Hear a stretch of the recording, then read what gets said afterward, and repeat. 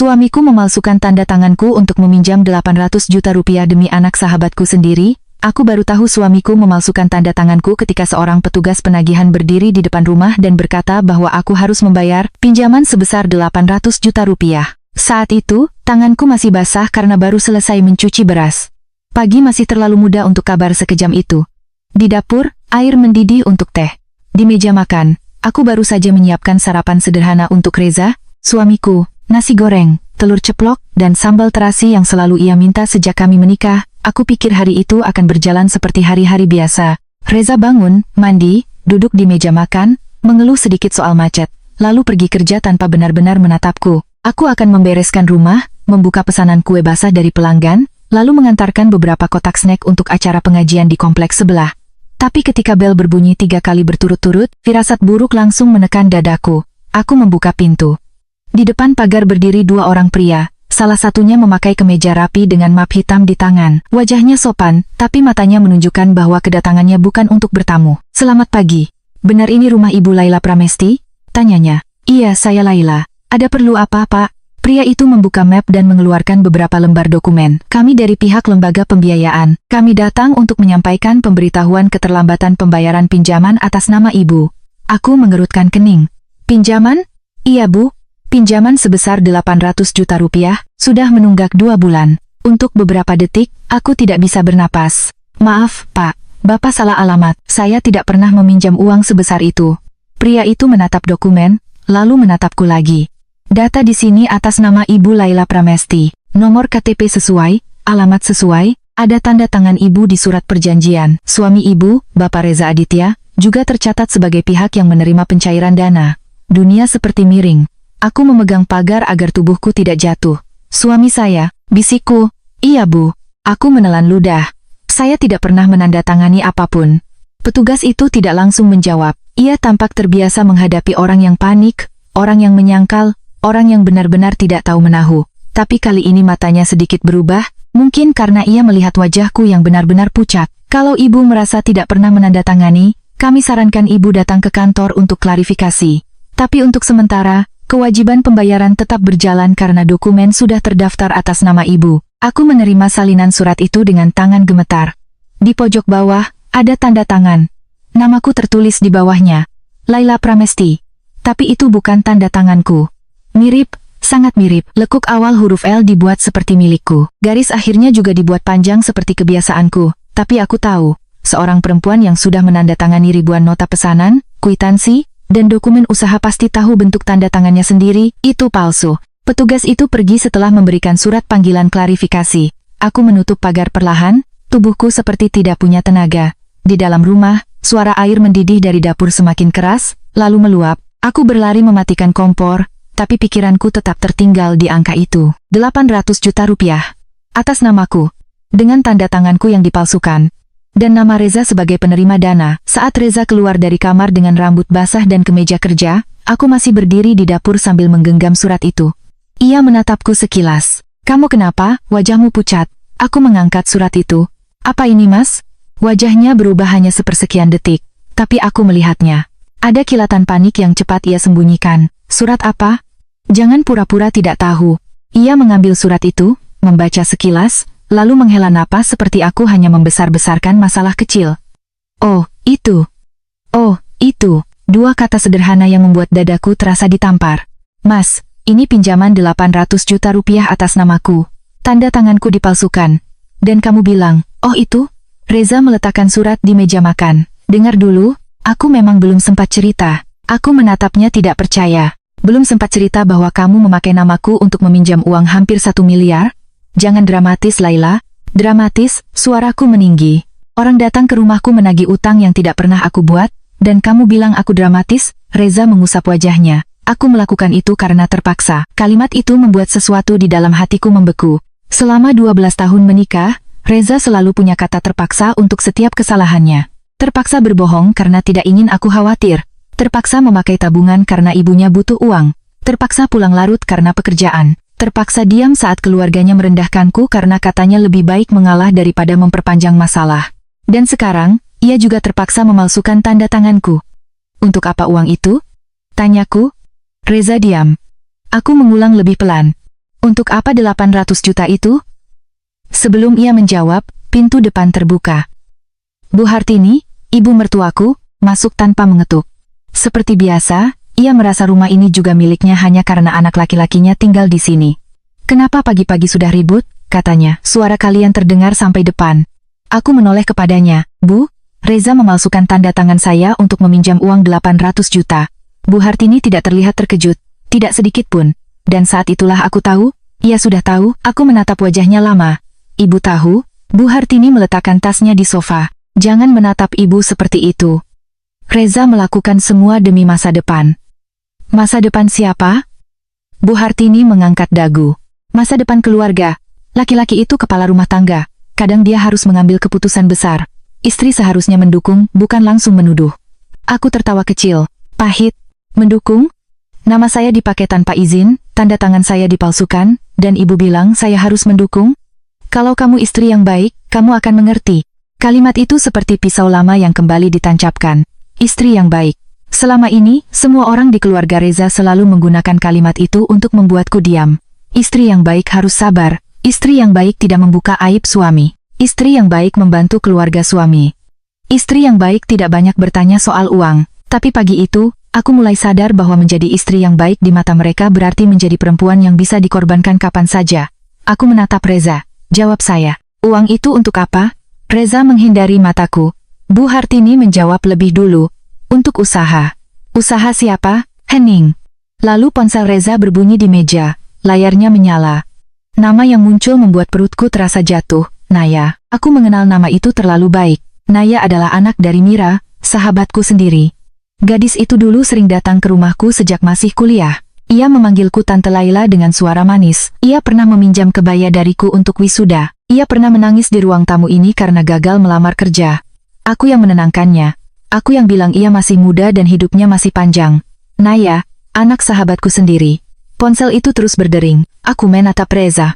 Kenapa Naya meneleponmu pagi-pagi? Reza cepat-cepat mengambil ponsel dan menolak panggilan. Itu urusan kerja. Sejak kapan kamu bekerja dengan Naya? Ia tidak menjawab. Bu Hartini mendecakkan lidah. Jangan langsung berpikiran buruk. Naya itu anak baik. Dia sedang merintis usaha. Reza hanya membantu. Aku menatap ibu mertuaku. Jadi 800 juta itu untuk Naya? Bu Hartini terdiam. Cukup. Diamnya sudah cukup. Aku merasakan darahku seperti berhenti mengalir. Naya, anak sahabatku. Perempuan muda yang pernah kupeluk seperti keponakan sendiri. Dan suamiku memalsukan tanda tanganku untuk meminjam 800 juta rupiah demi dia. Reza akhirnya berkata, Naya butuh modal. Usaha butiknya hampir bangkrut. Aku hanya membantu. Hanya membantu? Aku menatapnya. Kamu memakai namaku, Mas. Kamu membuat aku menanggung utang 800 juta. Aku akan membayarnya. Dengan apa? Gajimu bahkan sering habis untuk ibumu dan adikmu. Bu Hartini langsung tersinggung. Jangan bawa-bawa ibu. Kalau Reza membantu keluarganya, itu kewajibannya sebagai anak. Lalu kewajibannya sebagai suami apa, Bu? Menghancurkan istrinya demi anak perempuan lain? Reza membentak. Cukup, Laila. Aku tersentak. Selama ini Reza jarang membentak. Ia lebih sering diam, membuatku merasa bersalah dengan wajah dinginnya. Tapi pagi itu, karena nama Naya disebut, ia langsung kehilangan kesabaran. Aku menatapnya dengan mata panas. Kenapa kamu marah? Karena aku menyebut kebenaran? Reza menghela napas kasar. Kamu tidak tahu apa-apa tentang Naya, dia sedang sulit. Aku tertawa pahit. Aku juga sedang sulit, Mas. Aku istrimu. Tapi kamu tidak pernah memalsukan tanda tangan orang lain untuk menyelamatkanku. Bu Hartini berdiri. Jangan iri pada anak muda yang sedang berusaha. Kamu seharusnya bangga suamimu punya hati membantu orang. Aku menatap perempuan tua itu dengan rasa tidak percaya. Ibu menyebut pemalsuan tanda tangan sebagai hati baik? Bu Hartini menatapku tajam. Laila, jangan terlalu keras. Kalau masalah ini dibesar-besarkan, Reza bisa kena masalah hukum. Kamu mau suamimu sendiri masuk penjara? Aku terdiam. Jadi ini tujuannya. Mereka tidak takut aku terluka. Mereka hanya takut Reza mendapat akibat. Aku mengambil surat dari meja, melipatnya perlahan, lalu memasukkannya ke dalam map plastik. Aku akan datang ke kantor pembiayaan hari ini. Reza langsung tegang. Untuk apa? Untuk meminta salinan dokumen lengkap. Aku ingin melihat siapa yang menyerahkan KTP-ku, siapa yang menandatangani berkas, dan siapa yang menerima uang. Bu Hartini mendekat. Jangan macam-macam. Selesaikan ini di rumah. Ini urusan keluarga. Aku menatapnya. Bukan, Bu. Ini bukan lagi urusan keluarga. Ini pemalsuan tanda tangan. Reza meraih lenganku. Laila, dengarkan aku dulu. Aku menarik lenganku dengan kasar. Jangan sentuh saya. Ia terkejut. Mungkin selama ini ia terlalu terbiasa melihatku menunduk. Aku masuk ke kamar, mengambil tas, KTP, buku catatan, dan ponsel. Tanganku gemetar, tapi pikiranku mulai jernih. Aku belum tahu seberapa dalam kebohongan ini, aku belum tahu apa hubungan Reza dan Naya sebenarnya. Tapi aku tahu satu hal, aku tidak boleh hanya mendengar penjelasan dari mulut orang yang sudah mengkhianatiku. Siang itu, aku pergi ke kantor lembaga pembiayaan. Seorang petugas bernama Pak Dimas menerimaku di ruang kecil dengan kaca buram. Aku menyerahkan surat tagihan dan KTP-ku. Ia mengecek data di komputer, lalu wajahnya berubah serius. Bu Laila, menurut sistem, pengajuan dilakukan 1 bulan lalu. Dokumen lengkap, ada fotokopi KTP ibu, kartu keluarga, slip usaha, dan tanda tangan di beberapa halaman. Saya tidak pernah datang ke sini. Pak Dimas menatapku hati-hati. Yang datang saat itu adalah suami ibu, bersama seorang perempuan muda. Jantungku berdegup keras. Perempuan muda? Iya, dalam catatan, ia diperkenalkan sebagai staf administrasi usaha keluarga. Aku hampir tidak bisa menahan amarah. Apakah ada CCTV? Pak Dimas ragu sejenak. Untuk kebutuhan klarifikasi, kami bisa menunjukkan cuplikan kepada ibu, tapi tidak bisa memberikan salinannya tanpa prosedur resmi. Saya hanya ingin memastikan siapa perempuan itu. Beberapa menit kemudian, aku duduk di depan layar kecil di ruang keamanan. Video tanpa suara itu menampilkan Reza berjalan masuk ke kantor pembiayaan. Di sampingnya, seorang perempuan muda memakai masker dan kacamata hitam. Wajahnya memang tidak terlihat jelas, tapi aku langsung mengenal tasnya. Tas kulit warna putih dengan gantungan kecil berbentuk bunga matahari. Aku yang membelikannya untuk Naya saat ulang tahunnya tahun lalu, atas permintaan Mira, sahabatku. Dadaku terasa sesak. Aku menatap layar itu, lalu menutup mata sebentar. Bu, apakah ibu mengenalnya? Tanya Pak Dimas. Aku membuka mata. Ya, suaraku terdengar jauh lebih tenang daripada perasaanku. Itu Naya, anak sahabat saya. Pak Dimas terdiam. Aku meminta dibuatkan berita acara bahwa aku menyangkal pernah menandatangani perjanjian pinjaman tersebut. Pak Dimas menyarankan agar aku segera berkonsultasi dengan pengacara atau melapor, karena jika benar tanda tangan dipalsukan, masalah itu bisa masuk ranah pidana. Aku keluar dari kantor itu dengan kaki gemetar. Di parkiran, ponselku bergetar. Pesan masuk dari Mira. Laila, Naya bilang dia sedang ada proyek besar dengan Reza. Kamu tahu soal ini? Aku merasa ada yang aneh. Tolong jawab jujur. Aku menatap pesan itu lama. Mira belum tahu. Sahabatku belum tahu bahwa anaknya bukan sedang menjalankan proyek biasa. Anaknya berdiri di samping suamiku saat ia memalsukan tanda tanganku. Aku belum sempat membalas ketika pesan kedua masuk. Kali ini dari nomor Naya. Tante Laila, jangan libatkan Mama. Kalau Tante sayang sama Mama, tolong jangan hancurkan hidupku. Mas Reza bilang semua ini bisa diselesaikan baik-baik. Aku menatap layar ponsel dengan dada terbakar. Jadi Naya tahu. Ia tahu sejak awal. Ia bukan gadis polos yang hanya menerima bantuan. Ia bagian dari rencana itu. Aku mengangkat wajah ke langit siang yang panas. Air mataku jatuh, tapi aku tidak menghapusnya. Di saat itulah aku membuat keputusan. Aku tidak akan berteriak di depan mereka. Aku tidak akan memohon kepada Reza. Aku tidak akan menyerang Naya dengan kata-kata murahan. Aku akan mengumpulkan semua bukti. Dan ketika waktunya tiba, aku akan membuat mereka menyesal karena pernah mengira aku adalah perempuan yang bisa mereka korbankan begitu saja. Malam itu, aku pulang lebih lambat dari biasanya. Lampu ruang tamu sudah menyala. Dari luar pagar, aku melihat ada sandal perempuan di teras. Sandal mahal berwarna krem. Jantungku berdetak cepat. Aku membuka pintu perlahan.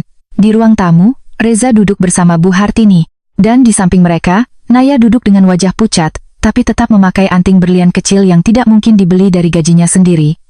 Begitu melihatku, ia berdiri. Tante Laila, katanya pelan.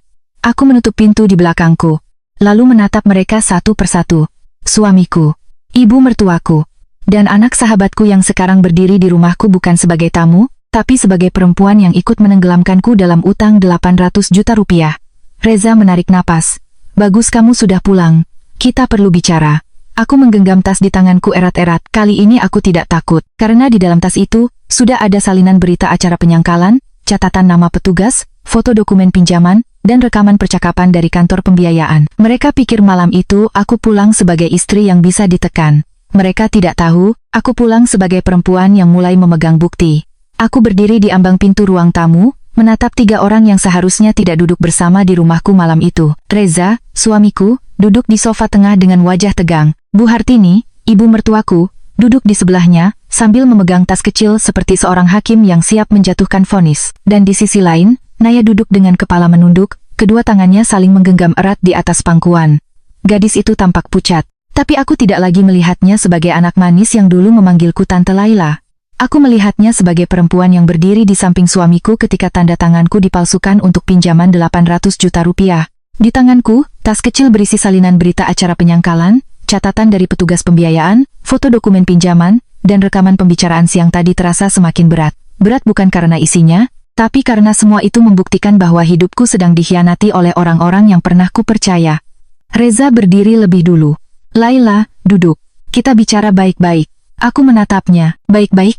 Tanyaku pelan. Sejak pagi aku sudah mendengar kata itu. Tapi semua yang kalian lakukan tidak ada yang baik. Bu Hartini mendengus. Jangan mulai dengan nada seperti itu. Kami menunggu kamu pulang bukan untuk bertengkar. Aku masuk perlahan, menutup pintu, lalu berdiri di dekat meja. Aku tidak duduk. Aku tidak ingin terlihat seperti tamu di rumahku sendiri. Naya, panggilku. Gadis itu mengangkat wajah, matanya basah. Tante, jangan panggil aku tante dulu, potongku. Jawab pertanyaanku. Kamu ikut ke kantor pembiayaan bersama Reza? Naya menatap Reza dengan panik. Reza langsung menjawab, dia hanya menemani. Aku menoleh kepada suamiku. Aku bertanya pada Naya. Ruangan Henning. Naya menggigit bibirnya. Iya, aku ikut. Dan kamu tahu dokumen itu memakai namaku? Iya, diam. Aku melangkah setengah langkah mendekat. Kamu tahu tanda tangan itu bukan tanda tanganku? Air mata Naya jatuh. Tante, aku tidak tahu semuanya akan seperti ini. Aku tertawa kecil. Suaranya terasa pahit di telingaku. Tidak tahu, kamu datang ke kantor pembiayaan, melihat Reza membawa fotokopi KTP-ku, melihat dokumen atas namaku, lalu kamu bilang tidak tahu? Naya menangis lebih keras. Aku hanya percaya pada Mas Reza. Dia bilang tante sudah setuju, hanya tidak bisa datang karena sibuk. Aku menatap Reza. Ia membuang muka. Mas Reza bilang begitu? Tanyaku. Naya mengangguk pelan. Dia bilang pinjaman itu hanya sementara, katanya setelah usaha butikku jalan, uangnya akan dikembalikan. Aku tidak berniat merugikan tante. Aku menarik napas dalam-dalam. Naya, 800 juta rupiah bukan uang jajan. Itu bukan kesalahan kecil yang bisa ditutup dengan kata tidak berniat. Bu Hartini langsung memotong. Sudahlah. Naya juga korban. Dia masih muda. Jangan kamu tekan seperti itu. Aku menatap ibu mertuaku. Korban, dia ikut bersama suami saya mengurus pinjaman memakai nama saya. Yang mengatur semua Reza, kata Bu Hartini cepat. Naya hanya butuh bantuan. Kamu jangan iri hanya karena suamimu peduli pada perempuan lain. Aku menatapnya tidak percaya. Iri? Ulangku, ibu pikir ini soal iri? Ini soal pemalsuan tanda tangan? Ini soal utang 800 juta atas nama saya. Bu Hartini menegakkan punggung. Makanya kita duduk bersama malam ini. Jangan dibesar-besarkan keluar. Kalau sampai lembaga pembiayaan tahu kamu menyangkal tanda tangan itu, Reza bisa kena masalah hukum. Nama keluarga bisa hancur. Aku mengangkat tas kecilku dan meletakkannya di meja. Terlambat, Bu. Reza langsung menatap tas itu. Apa maksudmu? Aku sudah datang ke kantor pembiayaan. Aku sudah membuat berita acara bahwa aku tidak pernah menandatangani dokumen pinjaman itu. Wajah Reza berubah pucat. Bu Hartini berdiri. Kamu apa? Aku membuka tas, mengeluarkan salinan berita acara, lalu meletakkannya di meja. Ini salinannya. Reza mengambil kertas itu dengan tangan gemetar. Matanya bergerak cepat membaca setiap kalimat. Naya menutup mulutnya. Bu Hartini tampak seperti hendak meledak. Kamu benar-benar ingin menghancurkan suamimu sendiri? Bentak Bu Hartini. Aku menatapnya tanpa gentar. Bukan saya yang menghancurkan Reza. Dia sendiri yang memalsukan tanda tangan saya. Karena dia ingin membantu selingkuhannya? Tanyaku tajam. Ruangan langsung membeku. Naya mengangkat wajah dengan mata terkejut. Reza mengepalkan tangan. Bu Hartini menunjukku dengan marah. Jaga mulutmu Laila, aku menatap Reza. Jawab saya, hubunganmu dengan Naya hanya soal bantuan usaha? Reza menarik napas kasar. Jangan mencampur adukan semuanya. Justru semuanya tercampur karena kamu yang mencampurnya. Uang pinjaman atas namaku digunakan untuk usaha Naya. Kamu menyembunyikan semuanya dariku. Kamu menolak panggilan Naya pagi tadi seperti orang yang ketahuan. Dan sekarang dia duduk di rumahku bersama keluargamu seolah-olah dia bagian dari keputusan rumah tangga ini. Naya menangis lagi. Tante, aku dan Mas Reza tidak seperti yang Tante pikirkan. Aku menatapnya lama. Lalu seperti apa? Ia tidak menjawab. Aku membuka ponselku, menampilkan pesan yang ia kirim siang tadi. Tante Laila, jangan libatkan Mama. Kalau Tante sayang sama Mama, tolong jangan hancurkan hidupku, Mas Reza bilang semua ini bisa diselesaikan baik-baik. Aku mengangkat layar itu di hadapannya. Kalau kamu tidak merasa bersalah, kenapa kamu memintaku tidak melibatkan ibumu? Naya terdiam. Aku melanjutkan, Mira adalah sahabatku. Ibumu adalah perempuan yang selama ini kuanggap seperti saudara. Saat kamu wisuda, aku hadir. Saat kamu sakit, aku datang membawakan sup. Saat kamu membuka butik kecilmu, aku membeli baju pertamamu walaupun ukurannya tidak cocok untukku, hanya agar kamu merasa didukung. Air mata mulai menggenang di mataku, tapi suaraku tetap tegak. Dan sekarang kamu duduk di rumahku, setelah ikut membuat namaku masuk dalam utang 800 juta. Naya menunduk dalam-dalam. Bu Hartini kembali bicara dengan nada dingin. Laila, cukup memainkan perasaan. Sekarang yang penting bagaimana menyelesaikan masalah. Reza sudah membuat keputusan. Pinjaman itu harus tetap dibayar agar tidak masuk ranah hukum. Karena namamu ada di dokumen, kamu harus membantu. Aku menatapnya perlahan. Jadi setelah tanda tangan saya dipalsukan, ibu masih meminta saya ikut membayar? Bukan ikut membayar, menyelamatkan keluarga. Aku hampir tertawa. Keluarga mana, Bu? Keluarga yang memakai nama saya tanpa izin? Keluarga yang menyuruh saya diam agar anak ibu selamat? Atau keluarga yang mengundang perempuan lain duduk di ruang tamu saya? Reza mengusap wajahnya. Laila, aku tahu kamu marah, tapi pikirkan baik-baik. Kalau kamu melapor, aku bisa masuk penjara. Kalau aku masuk penjara, hidup kita hancur. Hidup kita, tanyaku, masih ada kita? Ia terdiam. Aku menatapnya. Jawab satu hal, apakah kamu mencintai Naya? Naya langsung menangis lebih keras. Bu Hartini berseru, pertanyaan macam apa itu? Aku tidak menoleh. Mataku tetap pada Reza. Jawab. Reza menarik napas panjang. Lalu ia berkata, aku peduli padanya. Bukan itu pertanyaanku. Saat ini bukan waktu yang tepat. Aku tersenyum hambar. Setiap laki-laki pengecut selalu menunggu waktu yang tepat untuk mengatakan kebenaran setelah kebohongannya ketahuan. Wajah Reza mengeras. Jangan hina aku. Kamu menghina dirimu sendiri saat memalsukan tanda tanganku demi perempuan lain. Naya tiba-tiba berdiri. Tante, aku memang salah. Tapi Mas Reza tidak sepenuhnya salah. Aku yang datang kepadanya. Aku yang meminta bantuan. Butikku hampir tutup. Hutangku menumpuk. Aku takut mama kecewa. Mas Reza hanya kasihan padaku. Aku menatapnya. Kasihan bisa dilakukan tanpa memalsukan tanda tangan istri. Ia menangis. Aku akan bayar. Aku janji. Dengan apa? Ia terdiam. Jawaban itu sudah kuduga. Bu Hartini mengambil alih lagi. Begini, rumah ini sertifikatnya atas nama kamu kan? Aku langsung menatapnya tajam. Kenapa ibu membawa rumah saya ke masalah ini? Bu Hartini berbicara pelan, tapi setiap katanya seperti ular. Kalau kamu benar-benar ingin menyelesaikan ini tanpa membuat Reza masuk penjara, rumah ini bisa dijadikan jaminan baru. Pinjaman lama ditutup, lalu diatur ulang. Kamu masih bisa tinggal di sini. Reza tetap bekerja. Naya bisa menjalankan usahanya dan membayar pelan-pelan. Semua aman. Aku menatapnya tanpa berkedip. Akhirnya, mereka sampai pada inti sebenarnya. Rumah. Lagi-lagi rumah. Rumah yang kubeli dari warisan ayahku. Rumah yang direnovasi dari hasil menjual kue basah, nasi kotak, dan catering kecil-kecilan selama bertahun-tahun. Rumah yang menjadi satu-satunya tempat aku merasa masih punya sesuatu yang benar-benar milikku. Mereka ingin menjadikannya jaminan untuk menutup dosa mereka. Aku menatap Reza. Kamu juga setuju? Reza tidak langsung menjawab. Diam itu sudah cukup. Aku mengangguk perlahan. Jadi kalian memalsukan tanda tanganku, memakai namaku untuk meminjam uang, memberikan uang itu untuk Naya, lalu saat masalah muncul, kalian ingin rumahku jadi jaminan? Bu Hartini berkata, jangan bicara seolah-olah kami merampokmu. Ini demi menyelamatkan suamimu. Aku menatapnya dingin.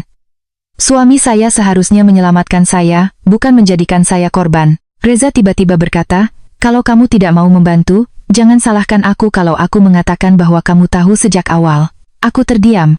Ancaman itu keluar begitu saja. Mungkin karena ia panik, mungkin karena topengnya mulai retak. Tapi kalimat itu cukup untuk membuatku sadar, bahwa Reza bukan lagi laki-laki yang bisa kuajak bicara dengan hati. Aku mengambil ponsel dari tas, lalu menekan layar.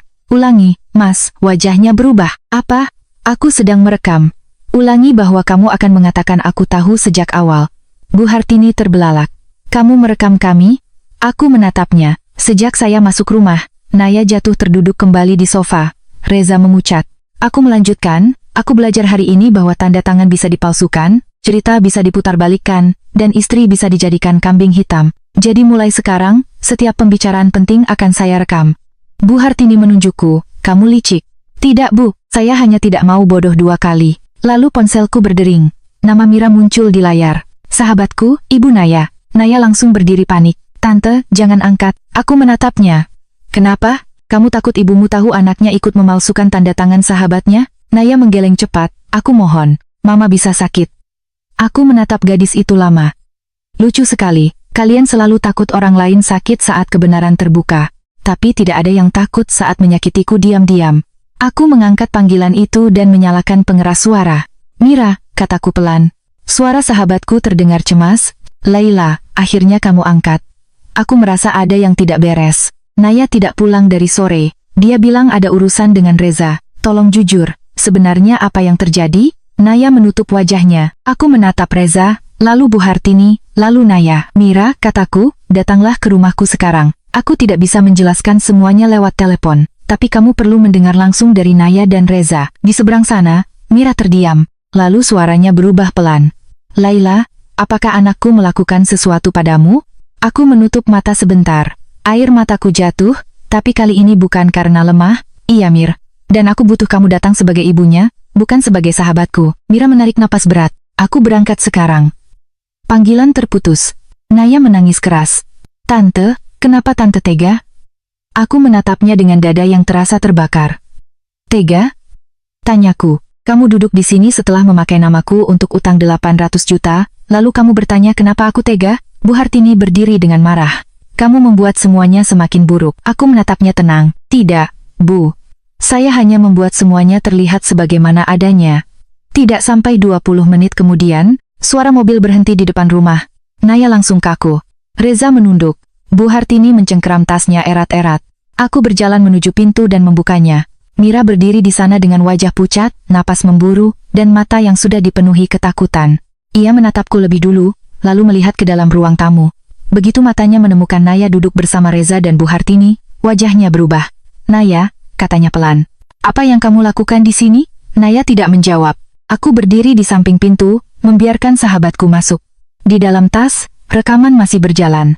Malam itu, mereka ingin menekanku agar diam. Tapi yang datang berikutnya adalah seorang ibu yang akan mendengar langsung bagaimana anaknya ikut menghancurkan hidup sahabatnya sendiri. Dan aku tahu, setelah malam ini, tidak ada lagi kebohongan yang bisa mereka sembunyikan dengan kata keluarga. Mira berdiri di ambang pintu dengan wajah pucat. Matanya berpindah dari wajahku ke ruang tamu, lalu berhenti pada Naya yang duduk di samping Reza dengan tubuh gemetar. Untuk beberapa detik, sahabatku itu tidak mengatakan apa-apa. Ia hanya menatap putrinya, seolah sedang berusaha meyakinkan diri bahwa pemandangan di depannya bukan kenyataan. Naya, suara Mira akhirnya keluar, rendah dan bergetar. Kenapa kamu ada di rumah Tante Laila malam-malam begini? Naya berdiri perlahan. Air matanya langsung jatuh. Mama, jangan menangis dulu, potong Mira. Jawab Mama. Naya menatap Reza, seperti mencari perlindungan. Gerakan kecil itu cukup membuat wajah Mira berubah semakin pucat. Aku menutup pintu perlahan, lalu berdiri di samping Mira. Ponselku masih merekam di dalam saku. Aku tidak lagi percaya pada percakapan tanpa bukti. Hari itu mengajariku bahwa seorang istri bisa dijadikan korban, lalu dipaksa diam atas nama keluarga. Reza berdiri. Bu Mira, sebaiknya kita duduk dulu. Masalah ini bisa dijelaskan. Mira menatapnya tajam. Saya tidak datang untuk mendengar penjelasan yang dibuat-buat. Saya datang karena Laila bilang anak saya melakukan sesuatu padanya.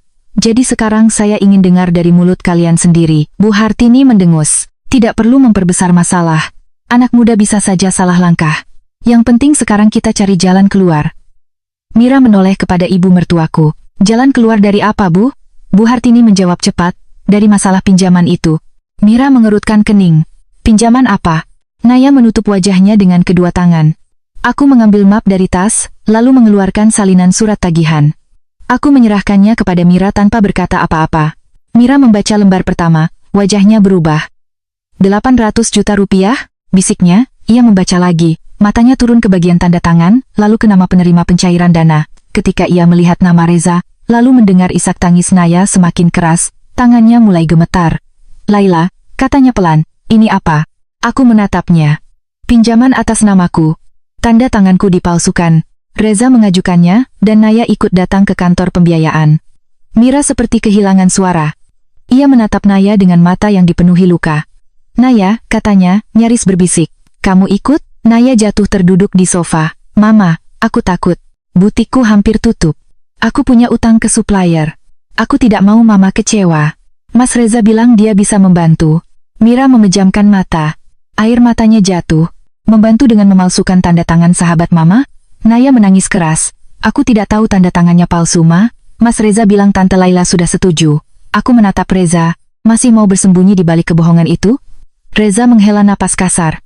Awalnya aku memang berniat bilang ke Laila. Tapi waktunya tidak tepat. Aku tertawa pelan. Waktu yang tepat untuk mengaku biasanya baru datang setelah penagih utang mengetuk pintu. Mira memegang kertas itu erat-erat. Reza, saya percaya pada kamu. Saya sering menitipkan Naya di rumah ini karena saya percaya pada Laila dan keluarganya. Saya tidak pernah menyangka kamu akan menyeret anak saya ke hal seperti ini. Bu Hartini langsung menyela. Jangan semuanya disalahkan ke Reza. Anakmu juga sudah dewasa. Dia datang meminta bantuan. Reza hanya kasihan. Mira menatap Bu Hartini dengan wajah kaku. Kalau kasihan, kenapa memakai nama Laila? Kenapa bukan nama ibu? Kenapa bukan sertifikat rumah ibu yang dijadikan jaminan? Bu Hartini terdiam. Itu pertama kalinya malam itu ia kehilangan kata-kata. Aku menatap Mira. Ada rasa sakit yang aneh di dadaku. Dia sahabat, tapi dia juga ibu dari perempuan yang ikut menghancurkan hidupku. Aku ingin memeluknya, tapi luka di antara kami terlalu tajam. Reza berjalan mendekat. Laila, Bu Mira, kita tidak perlu saling menyalahkan. Pinjaman ini bisa diselesaikan. Aku sudah punya rencana. Aku menatapnya. Rencana yang mana? Mengatakan aku tahu sejak awal? Atau menjadikan rumahku sebagai jaminan baru? Mira langsung menoleh kepadaku. Rumahmu? Aku mengangguk. Tadi mereka memintaku memakai rumah ini untuk menyelamatkan pinjaman, rumah yang kubeli dari warisan ayahku. Rumah yang tidak ada hubungannya dengan uang Reza, Naya, atau keluarga Bu Hartini. Mira menutup mulutnya. Ya Allah, Bu Hartini berdiri dengan wajah merah. Jangan diputar balikan, kami hanya mencari solusi. Kalau Laila melapor, Reza bisa masuk penjara. Nama Naya juga rusak. Apa kamu mau melihat anakmu hancur, Mira? Mira menatap Bu Hartini lama. Lalu ia berkata pelan, tapi tegas. Kalau anak saya salah, dia harus bertanggung jawab. Saya akan hancur sebagai ibu, tapi saya tidak akan meminta sahabat saya menanggung dosa anak saya. Naya menangis semakin keras. Mama, Mira menoleh kepada putrinya. Kamu diam. Untuk pertama kalinya malam ini, kamu dengarkan orang yang kamu sakiti. Ruangan menjadi hening, aku merasa lututku melemah. Tapi bukan karena takut. Ada sesuatu yang runtuh dari dadaku. Selama ini aku takut Mira akan membela Naya. Aku takut persahabatan kami akan berubah menjadi peperangan. Tapi malam itu, meski wajahnya hancur, Mira memilih berdiri di sisi kebenaran. Reza mulai panik. Bu Mira, jangan gegabah. Kalau masalah ini masuk hukum, Naya juga bisa terseret. Mira menatapnya tajam. Jangan gunakan rasa takut seorang ibu untuk menutup kejahatanmu. Kalimat itu seperti tamparan keras. Reza terdiam. Aku mengambil ponselku dan menghentikan rekaman. Lalu aku meletakkannya di meja. Semua percakapan malam ini terekam. Termasuk ancaman Reza tadi, termasuk usul Bu Hartini untuk menjadikan rumahku sebagai jaminan. Bu Hartini langsung berteriak, kamu benar-benar licik. Aku menatapnya dengan tenang. Tidak, Bu. Saya hanya belajar bahwa perempuan yang terlalu percaya bisa dihancurkan oleh orang-orang yang paling dekat dengannya. Reza duduk dengan wajah pucat. Laila, kumohon, jangan lapor polisi. Aku menatapnya lama. Kenapa? Karena aku suamimu. Aku tersenyum pahit. Kamu ingat aku istrimu setelah tanda tanganku kamu palsukan? Ia menunduk. Aku melanjutkan. Ketika penagih utang datang ke rumah ini, kamu tidak berpikir aku istrimu. Ketika kamu membawa Naya ke kantor pembiayaan, kamu tidak berpikir aku istrimu. Ketika ibumu menyuruhku menjadikan rumahku sebagai jaminan, kamu juga tidak berpikir aku istrimu.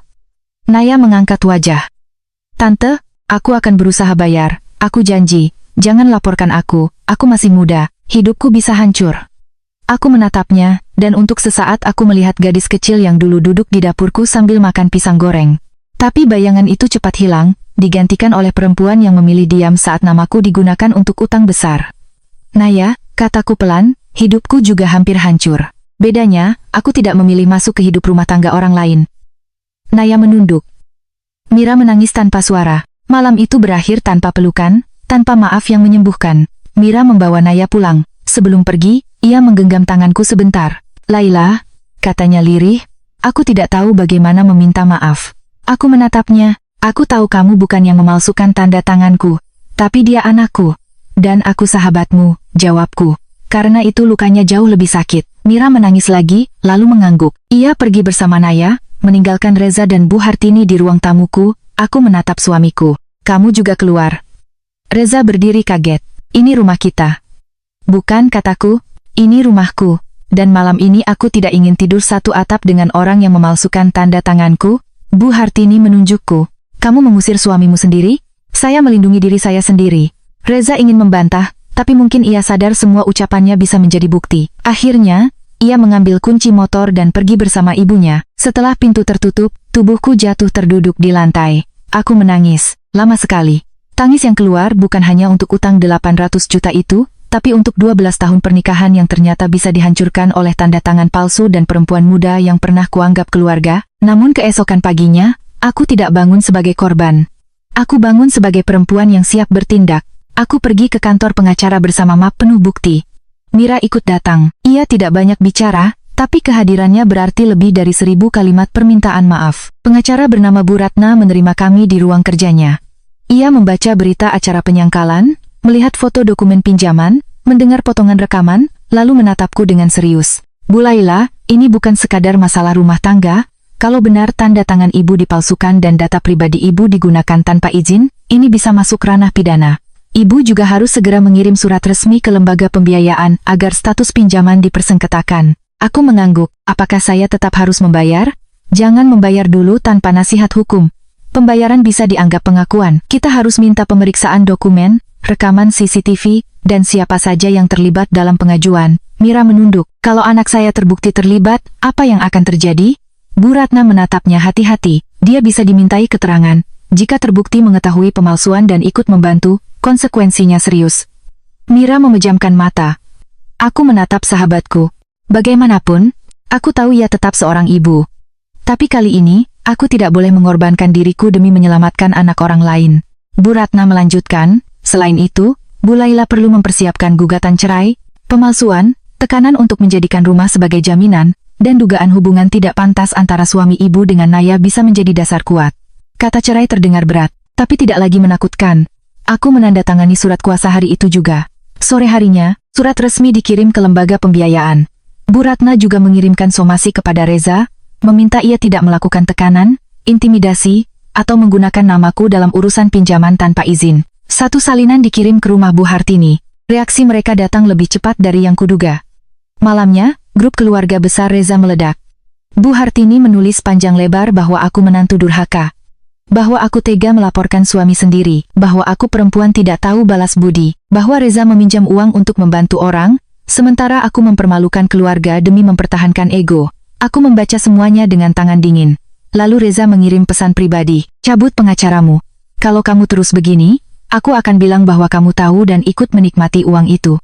Beberapa detik kemudian, pesan lain masuk. Jangan lupa, sebagian uang itu pernah masuk ke rekening usaha cateringmu. Aku terpaku. Rekening usaha cateringku? Aku langsung membuka aplikasi bank. Tanganku gemetar saat memeriksa mutasi beberapa bulan terakhir. Benar.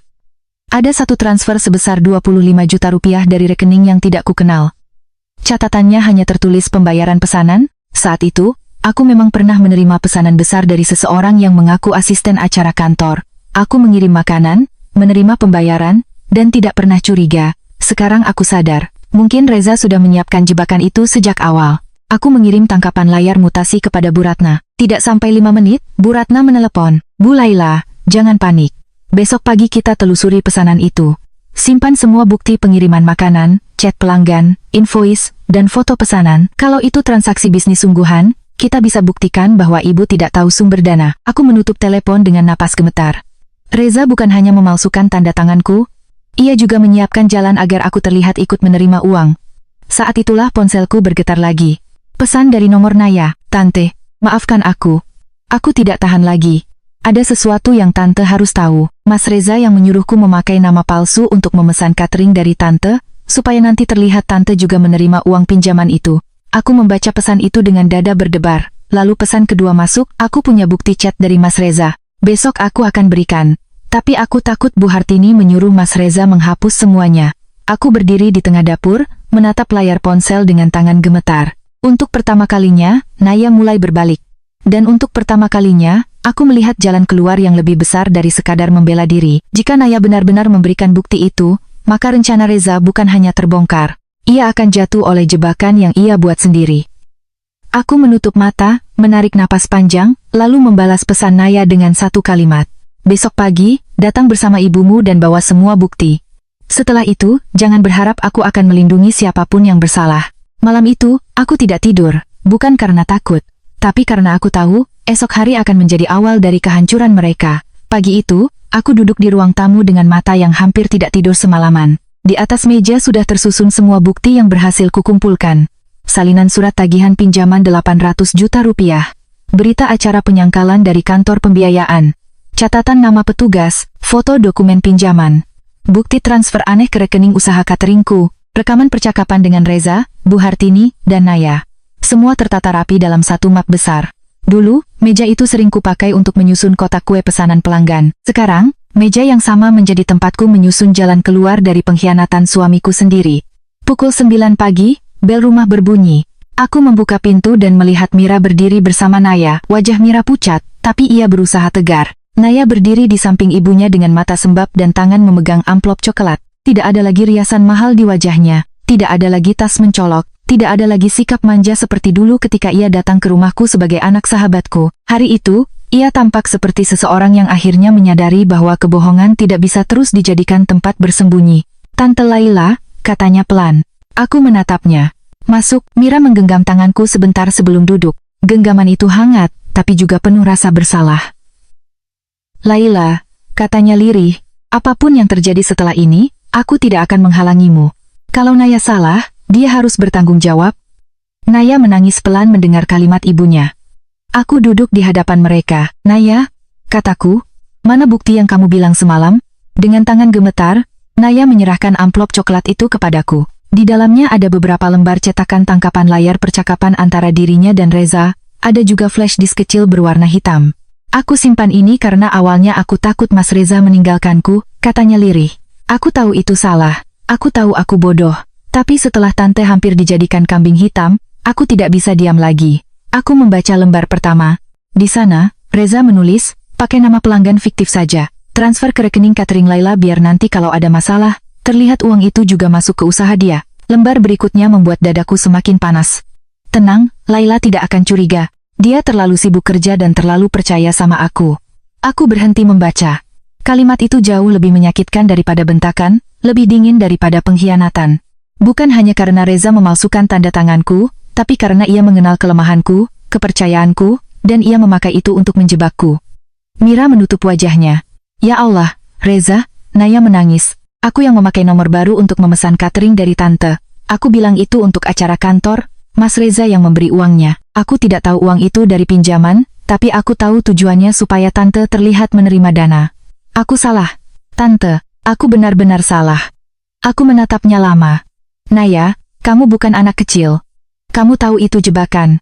Ia menunduk. Iya. Dan kamu tetap melakukannya. Iya.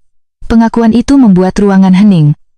Kadang kemarahan terbesar justru tidak keluar sebagai suara keras. Ia berubah menjadi keputusan yang sangat tenang. Aku menghubungi Bu Ratna. Tidak sampai 1 jam kemudian, aku, Mira, dan Naya sudah berada di kantor pengacara. Bu Ratna membaca semua bukti dengan wajah serius. Ia memutar isi flash disk yang ternyata berisi rekaman suara Naya dan Reza. Dalam rekaman itu, suara Reza terdengar jelas. Kalau Laila mulai curiga, bilang saja semua ini demi usaha kamu. Dia mudah iba. Kalau dia marah, nanti ibu yang tekan. Laila paling takut kalau dibilang istri durhaka. Aku duduk membeku. Selama ini aku memang takut. Takut dianggap durhaka. Takut dianggap istri yang tidak tahu diri. Takut mempermalukan suami. Takut kehilangan rumah tangga. Takut orang berkata aku terlalu keras. Dan Reza tahu semua itu. Ia bukan hanya mengkhianatiku. Ia mempelajari rasa takutku, lalu menggunakannya untuk mengikat leherku. Bu Ratna mematikan rekaman, lalu berkata tegas, Bu Laila, ini sudah cukup kuat untuk membantah keterlibatan ibu. Kita akan segera kirimkan bukti tambahan ke lembaga pembiayaan. Setelah itu, kita buat laporan resmi. Untuk gugatan cerai, posisi ibu juga sangat kuat. Mira menatap Bu Ratna. Bagaimana dengan Naya? Bu Ratna menatap Naya hati-hati. Dia tetap bisa dimintai pertanggungjawaban atas keterlibatannya. Tapi pengakuan dan kesediaannya menyerahkan bukti bisa menjadi pertimbangan. Yang jelas, semua harus disampaikan secara jujur. Naya mengangguk sambil menangis. Aku siap memberi keterangan. Aku menatapnya. Jangan lakukan itu untuk mendapat maaf dariku. Lakukan karena itu satu-satunya hal benar yang masih bisa kamu lakukan. Naya menunduk. Iya tante. Hari itu, semuanya bergerak cepat. Surat resmi dari pengacara dikirim ke lembaga pembiayaan. Di dalamnya dijelaskan bahwa tanda tangan dalam dokumen pinjaman diduga palsu, bahwa aku tidak pernah hadir dalam proses pengajuan, bahwa ada bukti percakapan mengenai upaya menjebakku melalui transfer ke rekening catering, dan bahwa aku menolak seluruh tanggung jawab atas pinjaman tersebut sampai investigasi selesai. Bu Ratna juga mendampingiku membuat laporan. Aku tidak akan menjelaskan detail hukum apapun yang rumit. Yang ku tahu, untuk pertama kalinya, aku tidak lagi datang sebagai istri yang memohon belas kasihan. Aku datang sebagai korban yang membawa bukti. Sore harinya, Reza menelepon berkali-kali. Aku tidak menjawab.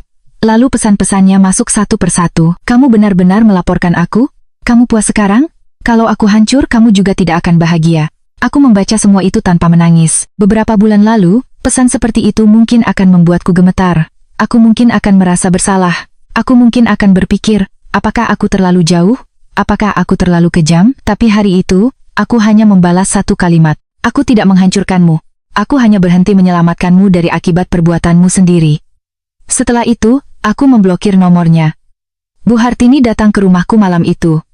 Ia tidak datang dengan wajah memohon. Ia datang dengan amarah. Ia memukul pagar berkali-kali sambil memanggil namaku. Laila, keluar kamu. Aku membuka pintu, tapi tidak membuka pagar. Ratri, sepupuku, berdiri di belakangku sambil memegang ponsel yang merekam. Ada apa, Bu? Tanyaku. Bu Hartini menunjuk wajahku dari balik pagar. Kamu perempuan tidak tahu diri. Kamu mau memasukkan suamimu sendiri ke penjara? Aku menatapnya dengan tenang. Anak ibu memalsukan tanda tangan saya. Dia suamimu. Dan saya istrinya. Tapi itu tidak menghentikannya menjebak saya. Bu Hartini menggertakkan gigi.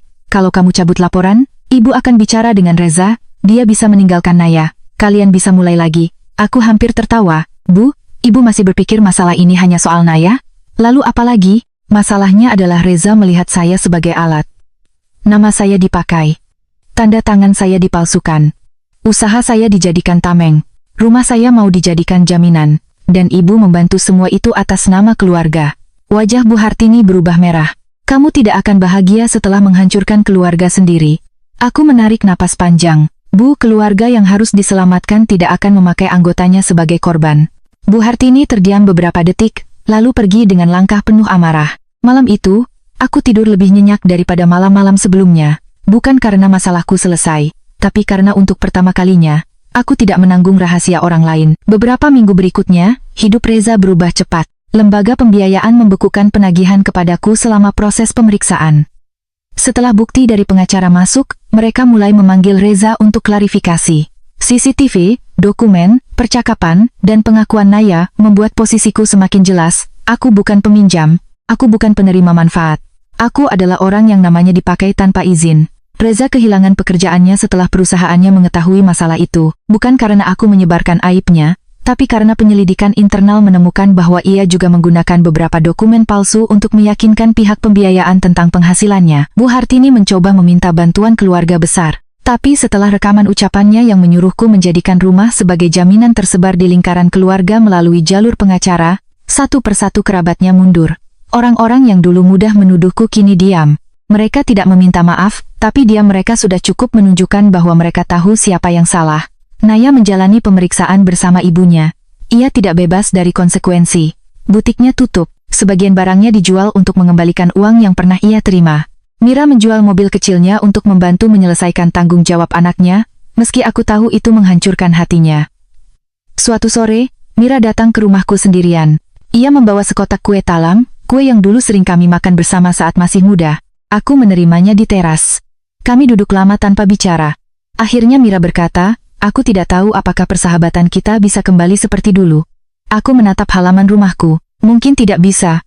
Ia mengangguk, air matanya jatuh. Tapi aku ingin kamu tahu, aku tidak pernah membenarkan Naya. Aku malu, aku marah, tapi aku juga ibunya.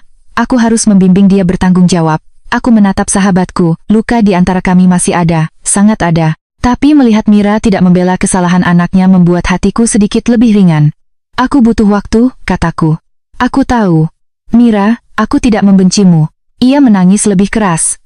Tapi aku juga belum bisa memelukmu seperti dulu, lanjutku. Ia mengangguk. Aku mengerti. Kami duduk bersama sampai sore turun. Tidak ada tawa seperti dulu, tapi ada kejujuran yang mungkin suatu hari bisa menjadi awal dari sesuatu yang baru, meski tidak akan pernah sama. Proses perceraianku dengan Reza berjalan beberapa bulan kemudian. Di ruang sidang, Reza tampak jauh berbeda. Wajahnya kurus, matanya lelah, dan kesombongan yang dulu sering ia sembunyikan di balik diam sudah hilang. Ia tidak banyak membantah, mungkin karena bukti terlalu kuat. Mungkin karena ia tahu, setiap kebohongan baru hanya akan memperburuk posisinya. Hakim menyatakan rumahku tetap menjadi milikku karena dibeli dari warisan ayahku, dan tidak menjadi bagian dari pinjaman yang ia buat. Usaha cateringku juga dinyatakan tidak terkait dengan utang yang ia ajukan secara curang. Ketika sidang selesai, Reza menghampiriku di lorong. "Laila," katanya pelan. Aku berhenti. "Aku minta maaf, aku menatap laki-laki yang pernah kucintai, laki-laki yang pernah kutunggu pulang. Laki-laki yang pernah kudoakan setiap malam. Tapi kini, perasaanku seperti ruangan kosong yang akhirnya bersih setelah terlalu lama dipenuhi asap. Aku menerima permintaan maafmu," kataku, matanya sedikit berbinar. Tapi aku melanjutkan, "Bukan untuk kembali. Aku memaafkanmu supaya aku tidak terus membawa namamu sebagai racun dalam hidupku." Ia menunduk. Aku kehilangan semuanya. Aku menatapnya tenang. "Tidak, kamu membuang semuanya. Ada bedanya." Setelah hari itu, aku pulang ke rumah sendirian. Namun untuk pertama kalinya, rumah itu tidak terasa sepi. Aku mengganti gorden ruang tamu, mengecat ulang dapur, menurunkan foto pernikahan kami dari dinding dan menggantinya dengan rak kecil berisi buku resep, foto almarhum ayah, dan pot bunga melati. Usaha cateringku perlahan berkembang. Banyak pelanggan lama tetap percaya padaku setelah tahu aku tidak terlibat dalam pinjaman itu. Beberapa bahkan memesan lebih banyak sebagai bentuk dukungan. Ratri membantuku mengatur pencatatan keuangan agar semuanya lebih rapi. Aku belajar membuat batas, belajar menyimpan bukti, belajar berkata tidak tanpa merasa bersalah. Suatu pagi, saat aku menyiapkan pesanan kue untuk acara pengajian, aku berhenti sejenak di depan cermin dapur. Aku melihat perempuan yang berbeda.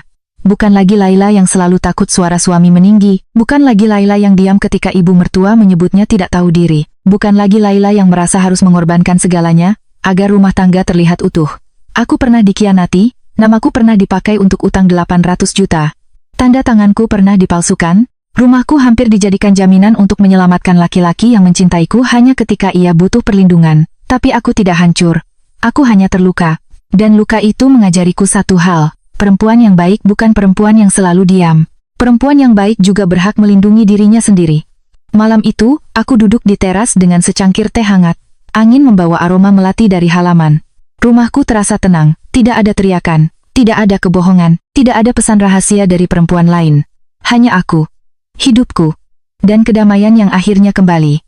Aku menatap langit gelap yang perlahan dipenuhi bintang, lalu tersenyum kecil. Mereka pernah mengira aku bisa dikorbankan karena aku terlalu percaya. Mereka salah. Kepercayaanku memang pernah mereka patahkan. Tapi dari patahan itu, aku membangun keberanian yang tidak akan bisa mereka palsukan.